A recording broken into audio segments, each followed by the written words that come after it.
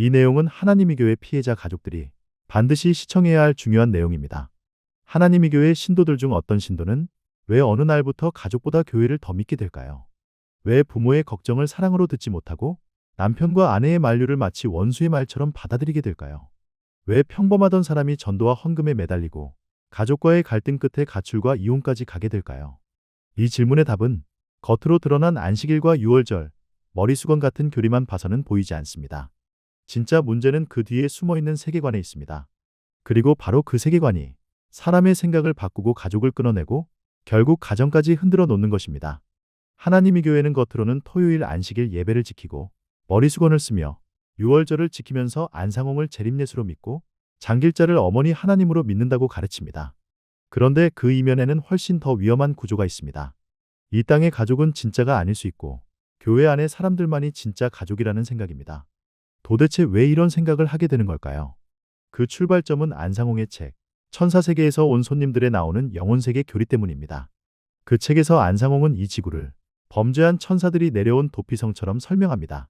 하늘에서 죄를 지은 천사들을 하나님이 바로 멸하지 않으시고 지구라는 곳에 가두셨고 그 천사들이 육신이라는 죄수복을 입고 살게 되었다고 주장합니다.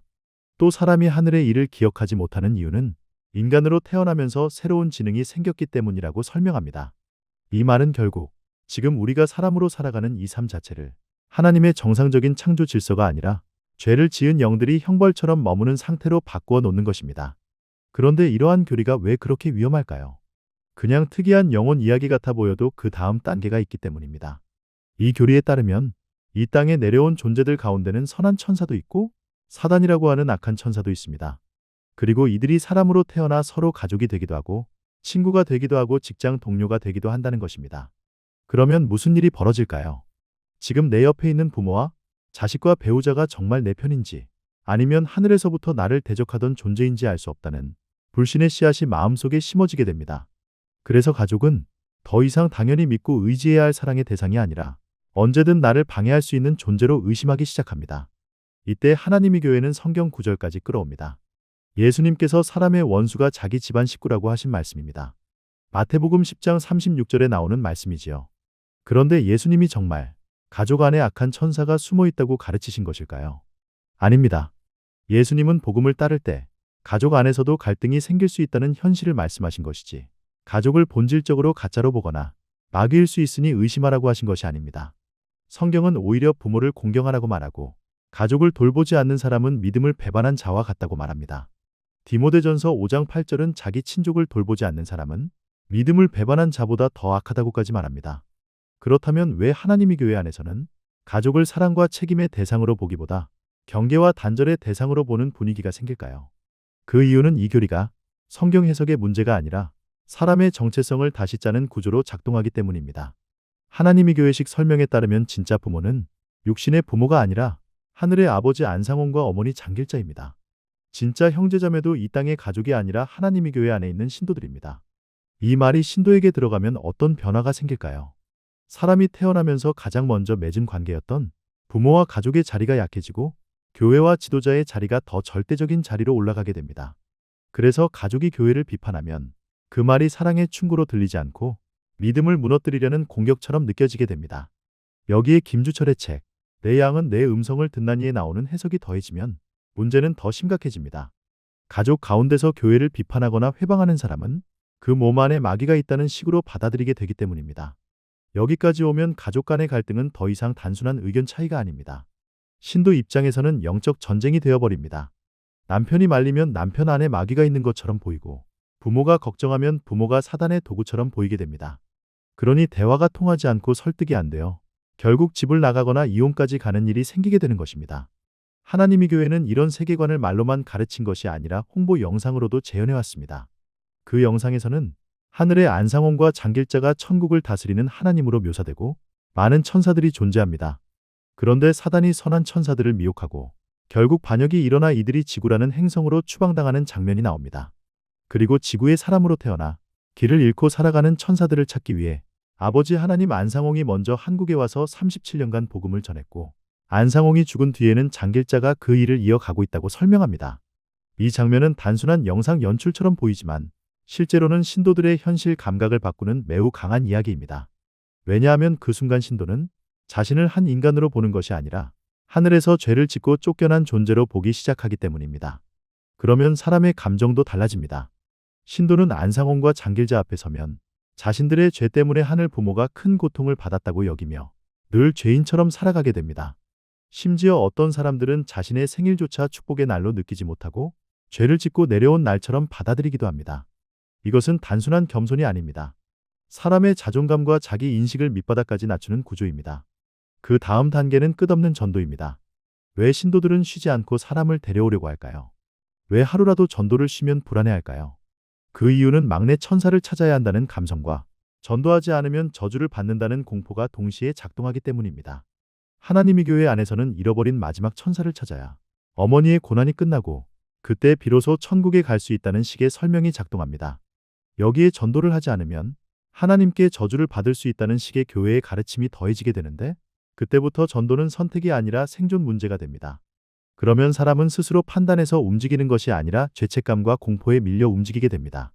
한쪽에서는 하늘 부모를 위로해야 한다는 감성을 자극하고 다른 한쪽에서는 전도하지 않으면 죽는다는 공포를 심어주는 것입니다.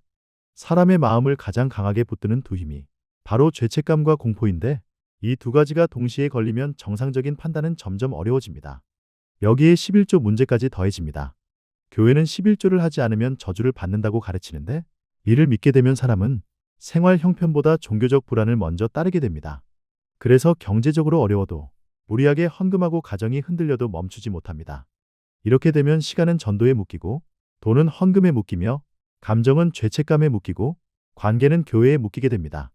겉으로는 열심히 믿는 신앙처럼 보일 수 있지만 실제로는 사람의 삶 전체가 한 방향으로 통제되는 구조가 만들어지는 것입니다. 가족 입장에서 보면 너무 답답하지요. 왜 저렇게까지 하나 싶지만 당사자는 이미 두려움과 죄책감 속에서 현실보다 교리의 명령을 더 크게 느끼고 있는 것입니다. 더 심각한 것은 이런 구조가 늘 비상사태를 만들고 있다는 점입니다. 막내 천사가 언제 찾아졌는지 신도들은 모르고 오직 교주와 김주철만 안다고 믿게 되면 오늘 막내가 찾아지면 오늘이 끝이라는 생각이 생길 수 있습니다. 날짜를 정확히 말하지 않아도 매일이 시한부 종말처럼 되는 것입니다. 이렇게 되면 직장 생활이나 자녀 양육이나 부부 관계나 미래 계획 같은 현실의 삶이 점점 밀려나게 됩니다. 왜냐하면 지금 이 순간이 마지막 기회라고 느껴지기 때문입니다. 그러니 평범한 일상보다 전도가 더 중요해지고 가정보다 조직의 명령이 더 무겁게 느껴지는 것입니다. 그렇다면 왜 이런 교리가 생기고 왜 유지될까요? 이유는 분명합니다. 이런 세계관이 있어야 신도는 가족보다 조직을 더 믿고 상식보다 지도자의 해석을 더 따르며 비판을 들으면 사실을 검토하기보다 먼저 악한 세력의 공격이라고 받아들이게 되기 때문입니다. 다시 말해 이 구조는 하나님을 바르게 알게 하는 교리라기보다 신도를 조직에 묶어두는데 매우 효율적으로 작동하는 체계입니다. 가족을 끊고 비판자를 악마화하며 죄책감과 공포로 몰아붙이고 전도와 헌금으로 묶는 흐름이 하나로 이어져 있는 것입니다. 그래서 이 문제는 단순히 교리가 조금 이상하다는 수준이 아닙니다. 왜 가정이 무너지는지, 왜 평범하던 사람이 갑자기 가족을 적처럼 여기게 되는지, 왜 정상적인 생활이 흔들리는지 그 원인을 설명하는 핵심 구조가 바로 여기에 있습니다. 저는 이 내부 교리를 폭로했다는 이유로 교회 측으로부터 2억 5천만 원 상당의 거액의 민사소송까지 당했습니다. 그러나 법원은 여러 증거를 검토한 끝에 제 주장의 사실관계를 인정했고 결국 대법원에서도 제 손을 들어주었습니다. 이 말은 이 문제가 단순한 감정 싸움이 아니라는 뜻입니다. 누군가의 과장된 분노나 억측이 아니라 실제로 가정과 삶을 무너뜨릴 수 있는 구조가 존재한다는 뜻입니다. 그래서 이 문제는 내부 신도들뿐 아니라 그 가족들이 반드시 알아야 하는 문제입니다. 그렇다면 피해자 가족들은 어떻게 해야 할까요? 가장 먼저 기억해야 할 것은 내 가족이 갑자기 악해져서 저렇게 된 것이 아니라는 점입니다. 본래 인성이 사라진 것이 아니라 강한 죄책감과 공포와 새로운 가족 정체성에 붙잡혀 있을 수 있다는 것입니다. 그래서 무조건 화를 내고 몰아붙이는 방식만으로는 더 깊이 숨어버릴 수 있습니다. 지금 필요한 것은 이 구조를 이해하는 것입니다. 왜 저 사람이 가족의 말을 마귀의 말처럼 듣는지, 왜 전도를 멈추지 못하는지, 왜 헌금의 불안을 느끼는지 그 원인을 알아야 대응도 달라질 수 있습니다. 그리고 절망하지 말아야 합니다. 한번 그런 세계관에 들어갔다고 해서 영원히 돌아오지 못하는 것은 아닙니다. 많은 사람들은 시간이 걸려도 결국 모순을 보고 현실을 다시 보기 시작합니다. 그 출발점은 논쟁에서 이기는 것이 아니라 가족이 안전한 사람이라는 기억을 남겨두는 것입니다. 비난보다 질문을 남기고 싸움보다 현실의 사랑을 남기고 조급함보다 기다림 속에서 관계의 끈을 놓지 않는 것이 중요합니다. 거짓된 교리는 사람을 가족에게서 떼어놓지만 진실은 결국 사람을 다시 현실로 돌아오게 만듭니다. 결국 질문은 이것입니다.